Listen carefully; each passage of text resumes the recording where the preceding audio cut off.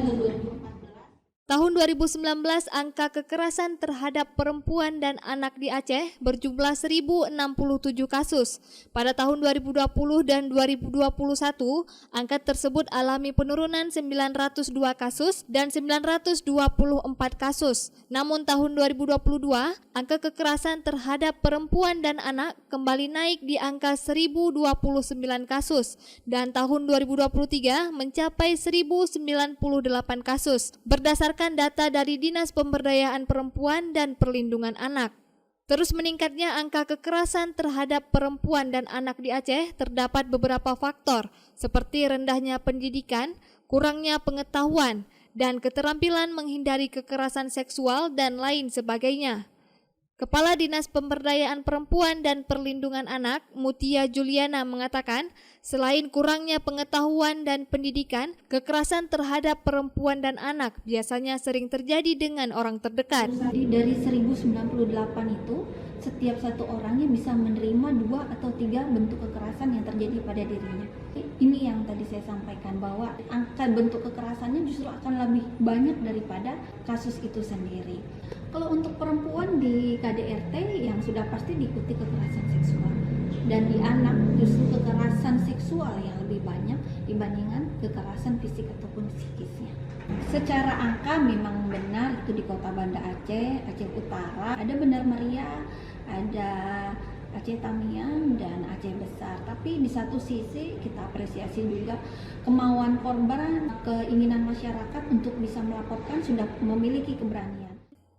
Direktur Koalisi NGO HAM Aceh pada kegiatan Forum Group Discussion, Khairil mengatakan, untuk menekan angka kekerasan terhadap perempuan dan anak, perlu kolaborasi dengan berbagai pihak, termasuk pelibatan partai politik. Khairil menjelaskan dengan melibatkan parpol, ini bisa menjadi ruang bagi politisi yang duduk di parlemen nantinya. Ini menjadi ruang bagi politisi yang duduk di parlemen, terutama partai politik yang mengusung mereka memiliki pengetahuan dalam konteks melahirkan regulasi yang memberikan dampak serius terhadap penanganan kasus. Kalau ini tidak ada komitmen dari partai politik, tidak ada komitmen dari politisi, ini akan menjadi hal sulit dalam menyelamatkan generasi masa depan.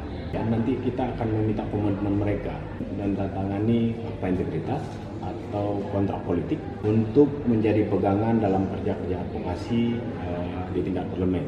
Kalau ini tidak diselesaikan, diberikan pengetahuan kepada masyarakat secara luas, takutnya kekerasan terhadap anak itu dianggap biasa, kekerasan dalam rumah tangga itu dianggap biasa, sehingga tidak ada pola penyelesaian.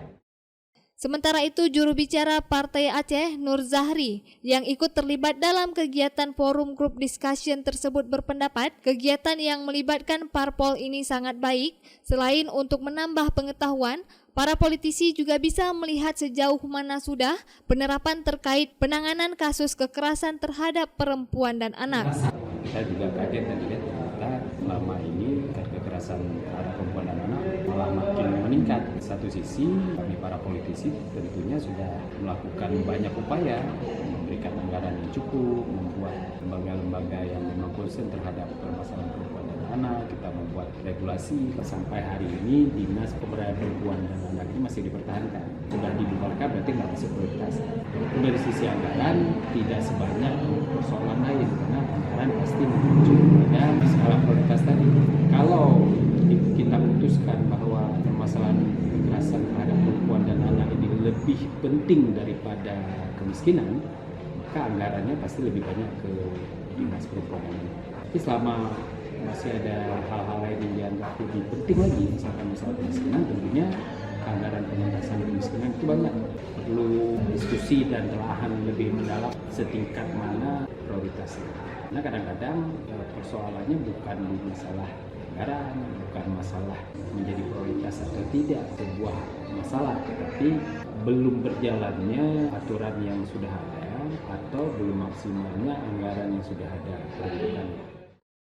Harapannya peserta dalam Forum Group Discussion yang mewakili parpol, CSO, dan akademisi dapat memberikan kontribusi yang masif untuk melahirkan kertas kebijakan yang akan dilahirkan oleh NGO HAM ke depannya.